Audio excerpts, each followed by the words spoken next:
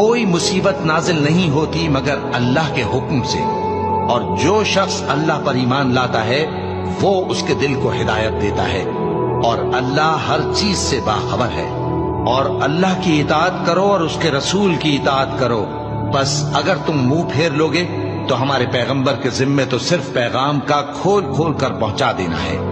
अल्लाह जो माबूद बरहक है, उसके सिवा कोई इबादत के लायक नहीं। तो मोमिनों को चाहिए कि अल्लाह ही पर भरोसा रखें। मोमिनों, तुम्हारी बीवियों और औलाद में से बाज तुम्हारे दुश्मन भी है, सो उनसे बचते रहो। और अगर मुआफ कर दो और दरगुजर करो और बख्श दो तो अल्लाह भी बख्शने वाला है, मेहरबान है।